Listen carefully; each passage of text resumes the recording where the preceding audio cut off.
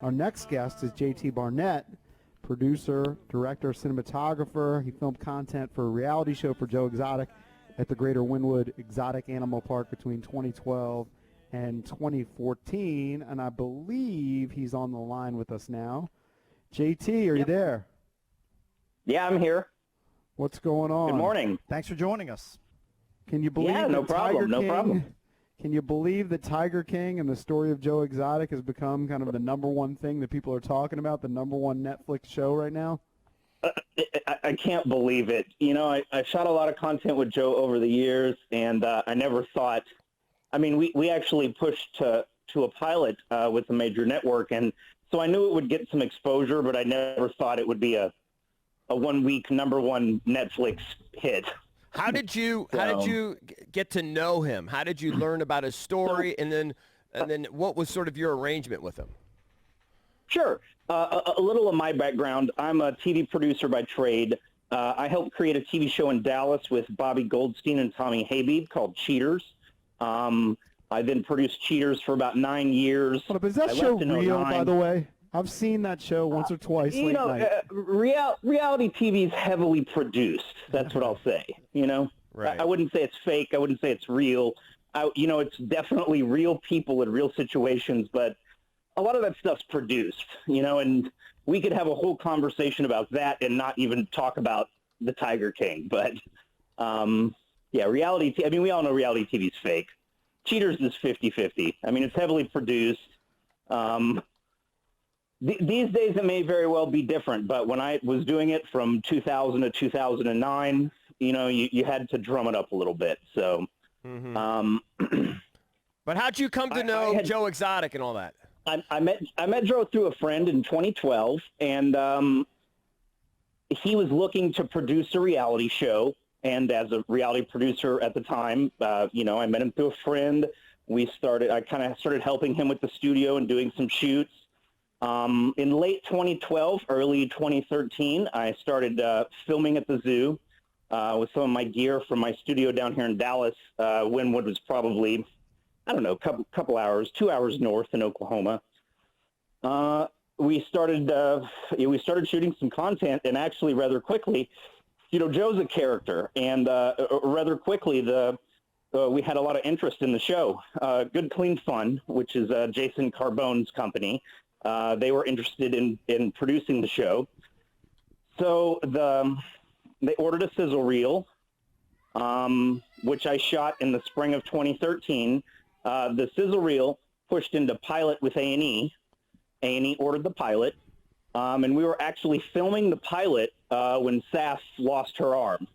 This is my footage in the beginning of episode 2 on the Tiger King, as well as throughout the series. So did you sell your footage to the documentarians? I licensed my footage to the production company, you know, and I think Rebecca Chocolate and Chris Smith did a wonderful job on this series.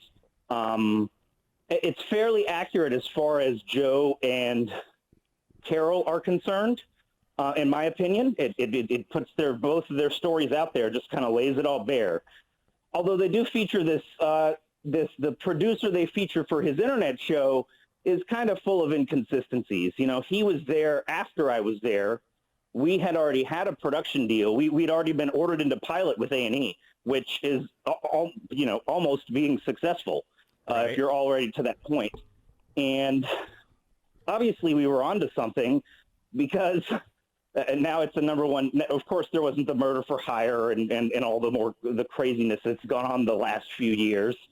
But yeah, so basically that producer came in for about a year and shot the internet show, and then he left. And obviously he linked up with the production company, the documentarians, and what happened to your project, though? My project got scrapped when Saff had her accident. The A&E was already getting tremendous flack from PETA and some other animal rights groups because it leaked that they had ordered the pilot. And so then when somebody lost their hand on our third day of production, and I mean, it was kind of tragic for me. At that point, and over the summer of 2013, I'd already had done a lot of photo shoots and still and motion photography and all sorts of stuff at the zoo. And it was also it was also kind of shocking and very surreal to me when that happened. So I was kind of happy to acquiesce and let the pilot go. But yeah, I mean, go ahead. JT, I'm not sure how much contact, if any, that you had with any of the other principals in Tiger King, like Doc Antle or Carole Baskin, but it just strikes me that anybody that's even loosely connected with wild animal, like rearing or, like owning a zoo, it's just a weird class of people that are involved with that. Is that what you experienced at the Wynwood Zoo? I guess. A polygamist, some are polygamists, some are cults, some are just, hey, I'm a former Cuban drug lord. And I was amazed at the other facilities they feature. And I mean, I'm not familiar with Doc, but Doc has a wonderful facility. And in saying that, and in talking about Joe, one thing I do want to say is, I'm totally against pimping these animals out for profit. And the time I spent there with Joe, he took good care of those animals, and it was not something that when you have that kind of responsibility, Joe would get up at 6 a.m. and Joe would be to bed at 1 or 2 the following night, and literally all 20 hours is taking care of animals. And he loved that. How did he finance it? How did he pay for all the food? They got tremendous. Well, they talk about the expired meat from Walmart, first of all, but I don't think you don't get a good idea of the scale of that operation. And it's not like just bad meat, like he says in the documentary, if you go pick something up and carrying it out of the section, it's bad. Right. All across the country, they throw away millions of pounds of food, right? And they had an 18-wheeler at the GW Zoo that would make a route every week, and it would go get all of that week's food, which had just been put out or just expired at Walmart. This was literally, you see the meat truck in the series. Right. Yeah. But on average, yeah, that actually helped offset the cost tremendously when you have so many big cats. I think they say it's about $1,000 a month in raw meat that a big cat needs. So when you start talking about you have 220 cats, you're talking about $250,000 every month. Wow. Jesus. So. And yet it looked like he lived like in poverty. Well, he was the redneck, the gay, gun-carrying, polygamist redneck with a mullet. Right. Those are Did you actually, like him? Joe is a really likable guy, to be honest with you. Murder for hire and polygamy and mess aside, which I never witnessed. Joe is a wonderful person that didn't really like people, but he loved animals. And literally, like I said, his day from when he opened his eyes till he closed them was all about taking care of the animals. Talking to JT And Barnett, it's not like who's a producer, director, cinematographer who worked with Joe Exotic from 2012 through 2014. I wanted to ask you if you had any close calls, and what was it like to film? Well, yeah, I did have a few close calls. You get around these. That's what I was talking about. It was very surreal after Saff's accident, because up until that point, I'd been filming most of the year, and I spent a lot of time. When you're on a small production or a sizzle reel, this is something you shoot personally or bring in a small team of a few people, and I had a lot of times, there was never any accidents, thank God, but it was just very, when you're in the cage with a 400 or 500 pound tiger and he wants to come sniff you, you can't run away, and you just got to kind of let him, like, hello, buddy, now please somebody call him over there. So I personally didn't have any close calls while I lived there, although witnessing the accident with Saff was enough to push me to want to step away. Yeah, a little bit. JT, I wanted to ask you about that. Like, did you realize the severity of that as soon as it happened? I mean, I'm sure it was chaotic. From reading about it, it was you and one other person filming. I guess the other cameraman, ran away from the scene when it happened. There was actually 2 cameramen, and the accident happened, and they kept speeding, but one of them ended up taking off. So I had to go run and get a camera. I had to go run and get the camera back, and then the second shot you're seeing, there's actually a little more footage that goes with that, is me running back with the camera from where the studio was. But, Joe actually saved Saff's life that day. He got he got a tourniquet, he got the bleeding stopped. Joe was, some of the things that have come out in the show. The show is entertaining, but the memes are the best.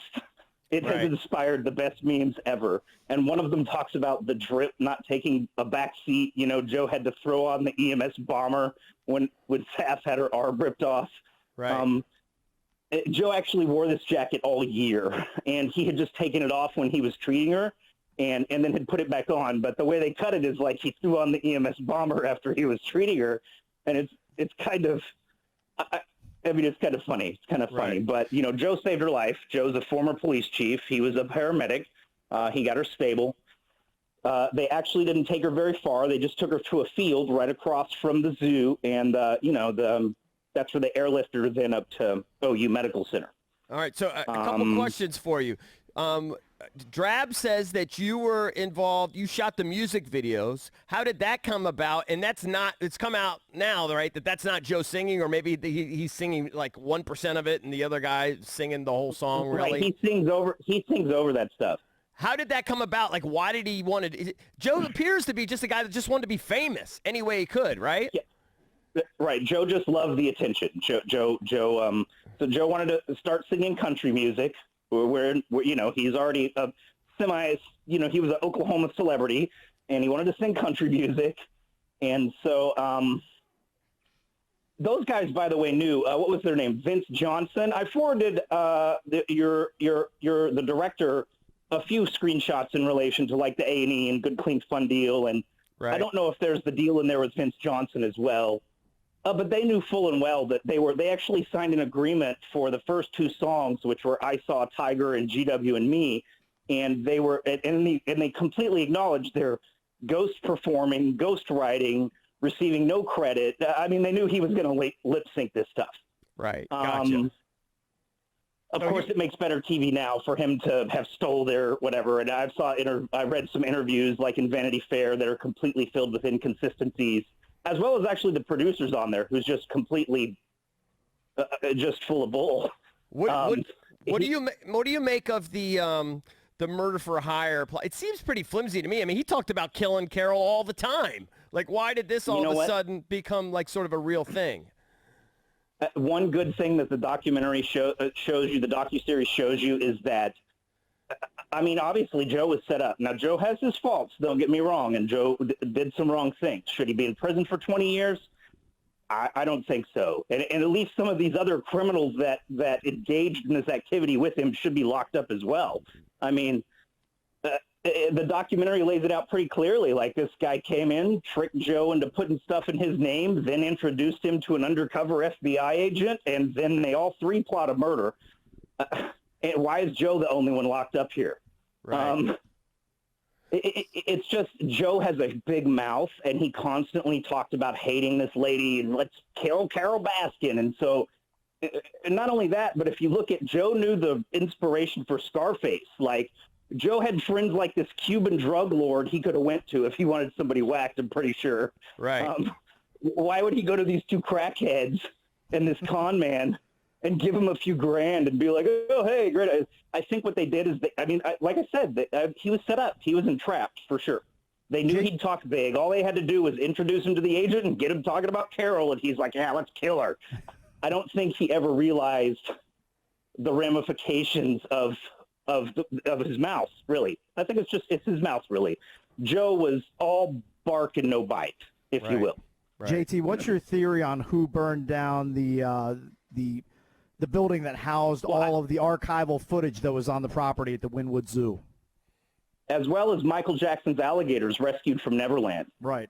I was there. I had a friend of mine that actually helped me do a lot of this stuff, and I'll mention is Daniel Cotton. Danny Cotton is actually currently the COO of World Star Hip Hop, and he was our marketing director at the zoo for several years. And he was handling all this business for Joe, and I was consulting kind of back and forth in between Dallas while that was going on. And so the guy they feature, Rick, says, he tricked Joe into signing away all his footage. Well, there's several problems with this. First, Joe was involved in massive lawsuits. So Joe never owned a single camera or a single piece of studio equipment. So he couldn't have signed away the copyrights to the footage because he didn't own anything in the first place. as far as the camera's concerned.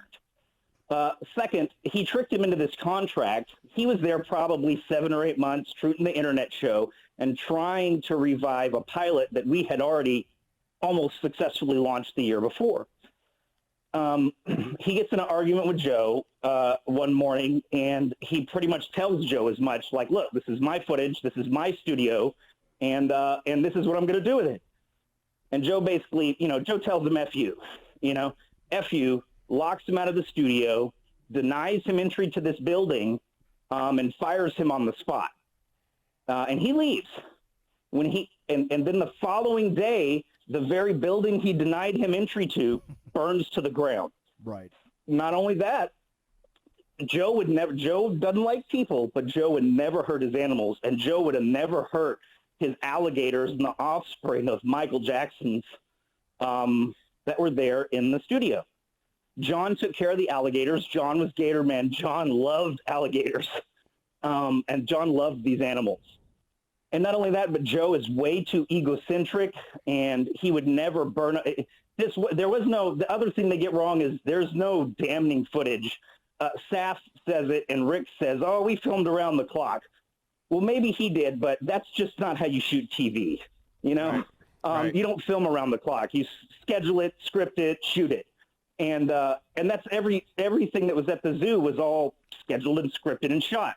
Maybe to the animal workers like Saff, when there's constantly cameras on the park, they're like, oh, they filmed everything. But they even cut to my shots of Joe freaking weed eating and other stuff when they say, oh, they filmed it. This was set up. He had a schedule. Go weed eat. Go clean these cages. Right. You know what I'm saying? So there wasn't damning footage.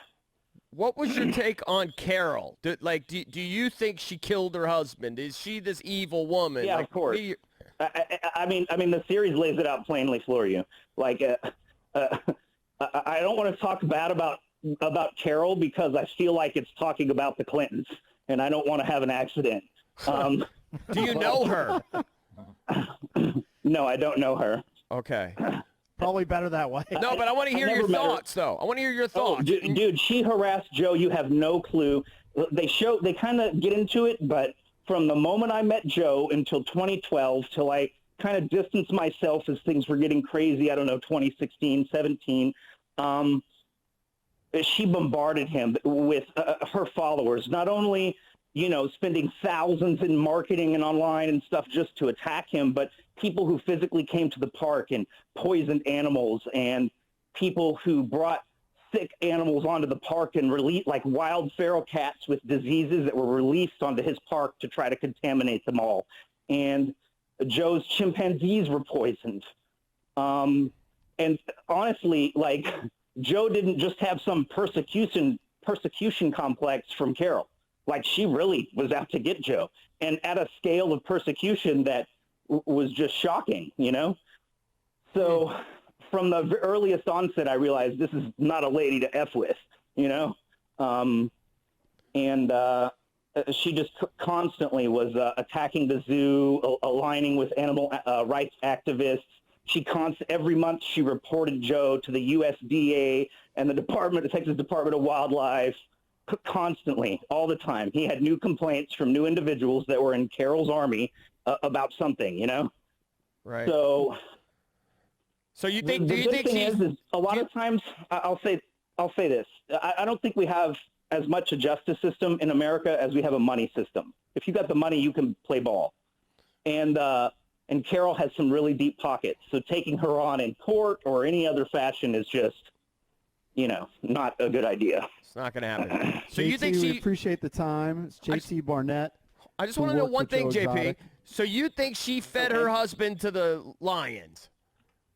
I think the series clearly shows you, some facts involving the disappearance of her husband. Yeah. He's scared. Yeah. All right, JT. Thanks, pal. Thank you, buddy. Cool. Thank you, guys. I appreciate it. Yep. Appreciate Take the care. insight. JT Barnett. How Could cool you is imagine? that? I'm going to have to filming, get into that. Could you You gotta imagine watch filming it, a dude. woman getting her arm ripped off by a tiger? You're and then running to get the camera so you actually get the footage. And then, by the way, that chick went to work within a week. Yeah. Yeah. Well, and then his project got nuked because of it. Right.